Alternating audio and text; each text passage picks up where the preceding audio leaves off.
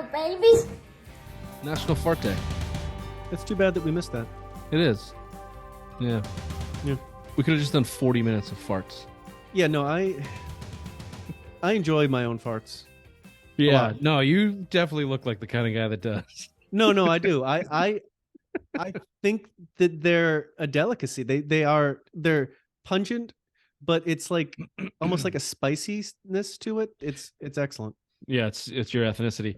There's something to the everyone likes their own brand situation. Like even the real bad ones, like it's more impressive. It's the Ron Burgundy. I'm not mad. I'm impressed. No, it's just like a different thing that it's also like it tells where you are. Like it's do I need to poop? What's this about? Yeah, you can track your diet. Like, oh yeah, exactly. I did have some cheese yesterday. Patriots off-season check-in. We didn't mention this the other. It's been a while since maybe it was it announced? Anyway, Adrian Clem is coming in as the offensive line coach. And the last headline I have about Adrian Clem is from an ex player that he coached. Said he's great. I love him. He promotes violence, which that's all I need to hear. Yeah, that's fine. That's great. That's actually exactly what you're looking for. Mac Jones, social media came out this week. Video. I didn't actually watch it. I just saw the headline and it said, quote, consistency and re-earn the respect through work, aka fuck you, Zap Daddy, and all you daddy lovers. Mike's gonna have himself a year. You don't think that the Zap Daddy's in the lab right now trying to come back at Mac? At first, that little chode of a frame right now is squatting 350 pounds. He's putting more weight on there. He's going to get that on there, and he's going to come in there, and he is going to wreck Mac in camp. You better watch. You better watch what you ask for, my friend. I know Bill O'Brien is going to make an absolute clown out of Zappe when he gets there, just to make Mac Jones feel better about himself. This is all you're going to hear next year. That's it. I can't hear anything. Oh, damn it. Well, I was playing Return of the Mac. Return of the Mac? Well, I love that song. Well, don't you fucking associate that song with Mac Jones. Stop it. No. It's coming. It's coming. Mac Jones is coming. I like how you had a quick access to that song, though. That's good. It's always there. Well, this is the question. So you said a couple football fields away are the Patriots from the Eagles and the Chiefs. I think I disagree with you a little bit. Maybe the Chiefs. Certainly Patrick Mahomes is going to be a difference maker when you talk about. I think Patrick Mahomes is head and shoulders above everybody in terms of he's quarterback the best quarterback play. in the league. It's not even close. When you go back to the golden era of quarterbacks in the NFL, Brady, Manning, Breeze, Rodgers, Rivers, Roethlisberger. If you want to add some more on the bottom of that, but at least Brady and Manning, there's a point in time, they were close. AB, Breeze got himself into the conversation. Roethlisberger went out and won himself a Super Bowl. Right now, Josh Allen was close, but now he has, I think, shown his true colors when it comes to the big moments. Just kind of shits down his leg. Patrick Mahomes does not have a contemporary right now. Well, you can kind of tell, too, because they're taking the Brady model with how they're building the team. They got rid of Tyreek Hill because they don't need number one receivers because Mahomes is so good. Yeah. I'd be interested to see if he didn't have Kelsey, what he'd look like. But well, that's the thing. Yeah, they have the tight end, like kind of similar to Brady. They had Gronk. Yeah. Yes, I agree. Neither here nor there. My point is, when you talk about the Patriots and what it would take to get there, probably not going to get to that level of the Chiefs with that quarterback playing the way that he's playing. But the Eagles, they were not good for last year and a half, 2.5 years. Jalen Hurts, Carson Wentz, quarterback controversies. They built it pretty quickly. Sirianni has been there 2 years. Jalen Hurts was a second round pick. I just think you're closer to being that than people are getting credit for. I think we got to see what Billy O'Brien can do coming in with the offense. The recency bias of how fucking terrible Matt Patricia and Joe Judge was for this offense and what they did to poor Return of the Mac and the offense as a whole. It's hard to get over. but you were a top 10 offense. You're the number 6 scoring offense with Mac Jones as a rookie in Josh McDaniels. Now you have Billy O'Brien, a proven coach, a proven coordinator in the league and in college, which is where this NFL is going. He's coming in to run some hybrid of system between the Patriots or Alabama and Alabama or whatever. Whatever's going to suit Mac Jones is what I think they're probably going to do. I think that you're probably taking off from where you were after Mac's rookie year and expect that jump, which in my opinion puts you somewhere in the conversation. You gotta rebuild your offense and you gotta go get talent. I think that's what we've learned from these quarterbacks coming out, specific from Alabama. Tua Tagovailoa, you give him talent, he looks like a good quarterback. Jalen Hurts, you give him AJ Brown and Devontae Smith, looks like a really good quarterback. Go give Mac Jones some real playmakers. It's like, to your point, I don't think that they're football fields away from getting to the point so they're getting to the playoffs and winning a singular playoff game. I think where they're football fields away is from winning that initial playoff game to getting to the AFC Championship game and moving forward from there. I think with some minimal things that they could do, with even some good luck this year, they could have made the playoffs. Just some good luck. If they just do a few things, if they solidify the offensive line and add like one good receiver and just maybe make the defense like a little bit fresher, they're in the playoffs and then can win a game.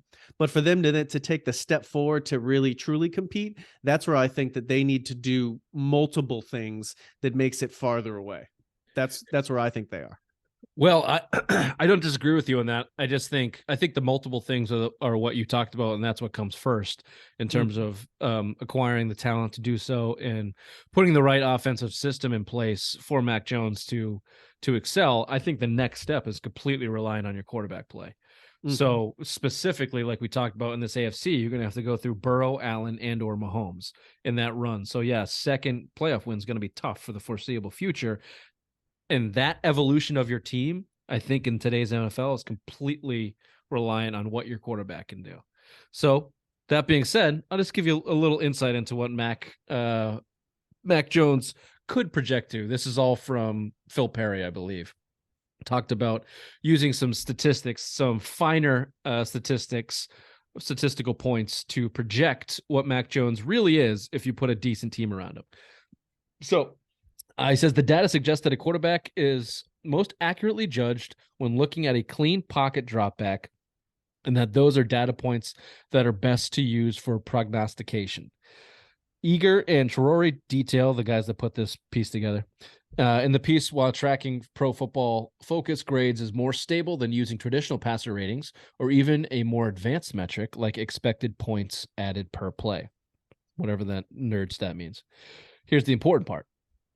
Mac Jones it is, was the NFL's 5th highest graded passer in 2022 when kept clean, per Pro Football Focus, trailing only Joe Burrow, Patrick Mahomes, Jalen Hurts, and Trevor Lawrence. To Freeland's point about the importance of being able to throw deep effectively from a clean pocket, Jones ended up having an impressive year. God damn it, Ray. I wish he was here. I'll say that again just in case he listens. Impressive year Jones had. He had a higher percentage of big-time throws, which Pro Football Focus defines as a pass with, quote, excellent ball location and timing, generally thrown farther down the field and into a tighter window than any other quarterback in the top 5 mentioned above. Again, that included Burrow, Mahomes, and Jalen Hurts. Despite missing time injured and accumulating 496 total dropbacks, Burrow, Mahomes, and Hurts all had over 600. Mahomes and Burrow had over 800. Lawrence had 700. All had more. Jones still racked up 20 big-time throws. Hurts only had 5%. Mahomes had 4. Burrow had 4. Jones had 5.6%. So he was just better in these categories than the best quarterbacks in the league. Last point I'll make, Jones' big-time throw percentage from the clean pocket was second in the NFL, only behind Josh Allen. He also took care of the football when kept clean, posting a turnover-worthy play percentage of 0.8, which led the league among 32 quarterbacks with at least 100 dropbacks under pressure. So why are we getting rid of Patricia? It sounds like he set him up pretty good. Well, no, I think that's the exact reason you're getting rid of Patricia. If I want to jog your memory here, the O-line coach was Matt Patricia, and that was one of the worst offensive lines in football. Yeah, they sucked. Yeah, like that stat, it's like Mac Jones better be good thrown from the pocket because he's a pocket passer. So if he can't throw from the pocket well and effectively, then he's not an NFL quarterback because his scrambling is just never going to be good. He's not an athlete. So that just shows that like that kind of like is what he does. And I do agree. You keep him off him, he can make the throw, like if it's there.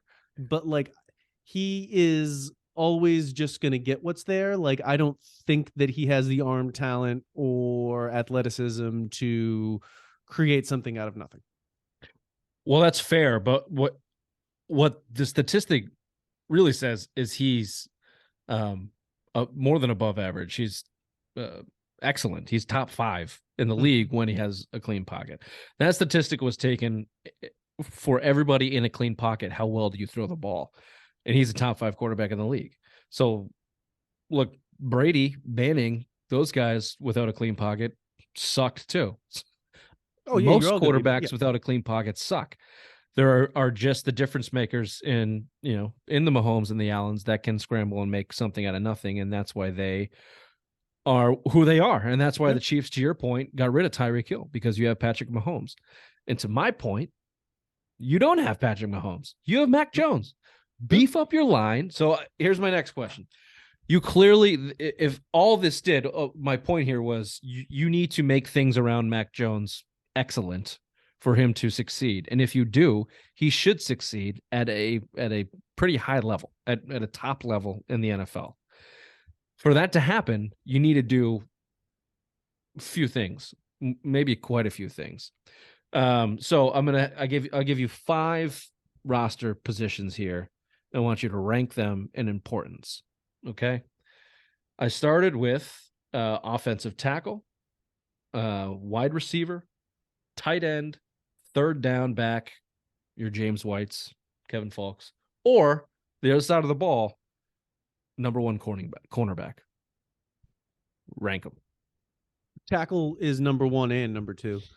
I mean, to take it to your Eagles example about how they rebuilt it, to apply it to the Patriots, I mean, the Eagles got their weapons over 2 years. 1 year Devontae, the next year A.J. Brown.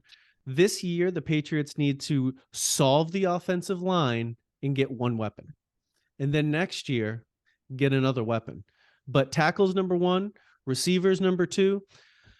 Third down back, I would put last. Then I'd put corner. Then I would put tight end. I think you can be very good with just functional blocking tight ends that just run the middle of the field and just kind of get open by happenstance because that's what the defense is.